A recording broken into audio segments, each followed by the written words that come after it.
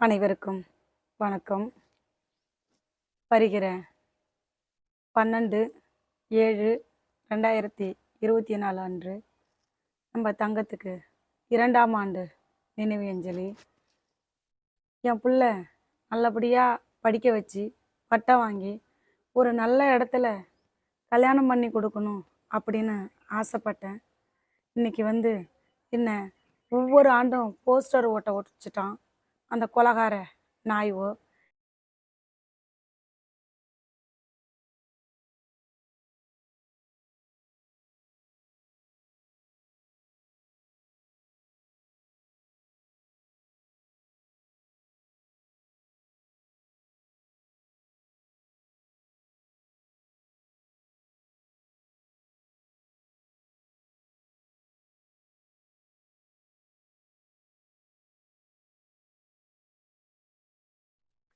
என்னை நம்ப வச்சு நம்பிக்கை துரோகம் பண்ணிட்டா அந்த கொலகாரி சாந்தி முண்டை.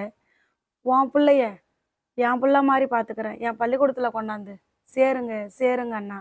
அவள் பேச்சை கேட்டு நான் ஏமாந்து போயிட்டேன். அவள் முன்கூட்டியே முடிவு பண்ணிட்டா என் பிள்ளைய கொல்லணும்னு. எனக்கு அந்த இது தோணலை. சரி, அந்த பள்ளிக்கூடத்தில் பிள்ளை படித்து நல்ல மார்க் எடுத்தது, 12ஆவதுல நல்ல மார்க் எடுக்கும்னு அந்த நினப்பில் தான் அவள் கூப்பிட்றா அப்படின்னு நான் ஏமாந்து போயிட்டேன். வர 12ஆம் தேதியோட 2 வருஷம் முடியுது. இந்த 2 வருஷ காலமாக என்கிட்ட பிள்ளையும் கொண்டுபிட்டு என்னை படாத பாடுபடுத்துகிறானுவோ. உண்மையும் சொல்ல மாட்டேங்கிறானுவோ. உண்மையை மறைக்கிறதுக்கு காசை அள்ளி வீசி இறைச்சி செலவு பண்ணிக்கிட்டு இருக்கிறானுவோ. போன வருஷம் போயிட்டு நம்ம அந்த பகுதியிலலாம் போஸ்டர் ஓட்டணும். போஸ்டர் ஓட்டக்குள்ள அங்கே இருக்கக்கூடிய போஸ்டர் கூட விட்டு வைக்காம அநீதி பண்ணிக்கிட்டு இருந்தானுவோ. ஒட்டுன போஸ்டரை கூட கீழ்ச்சி அராஜகம் பண்ணனானுவோ. என்னென்ன அராஜகம் பண்ணக்கூடாதோ எல்லா வேலையும் இந்த 2 வருஷ காலமாக பண்ணிக்கிட்டு இருக்கிறானுவோ. இந்த வருஷம் போஸ்டர் ஓட்டக்குள்ள என்ன பண்ணுறான்னு தெரியல.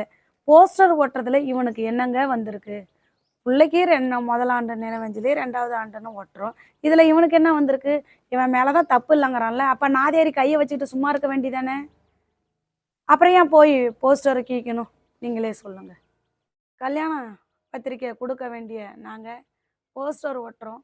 போஸ்டர் ஒட்டக்குள்ள போஸ்டரை பார்க்கக்குள்ள என் மனம் படுற வேதனை கொஞ்சம் நஞ்சம் இல்லை.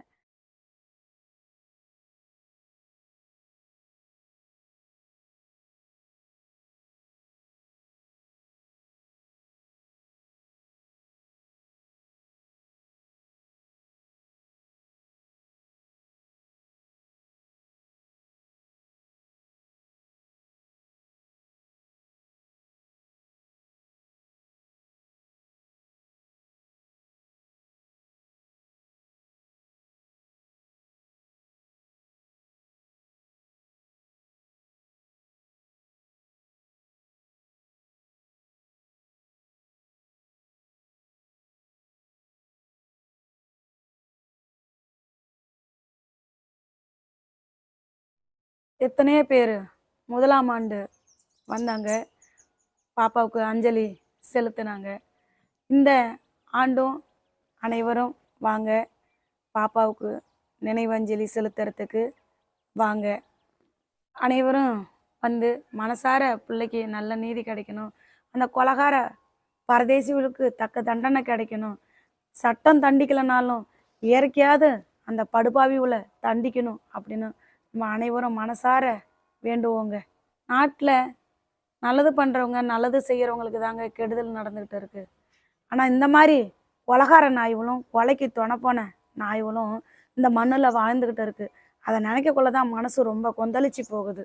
இந்த புறம்போக்கு நாய்களுக்கெல்லாம் இந்த 2 வருஷ காலமாயும் கொலை பண்ணின நாய்க்கும் கொலைக்கு துணை போன நாயும் ஒன்றும் நடக்காமல் வேதி காலையே வராமல் இன்னும் செக்கோலைக்காட்டம் இருக்கிறானுவங்க. இன்னைக்கு தான் போஸ்டர் ஒட்ட ஆரம்பிச்சிருக்கோம். பேனரு போஸ்டர்லாம் இன்னைக்கு தான் ஒட்ட ஆரம்பிச்சிருக்கோம். என் வீட்டில் தான் ஒட்டினேன் ஃபஸ்ட்டு.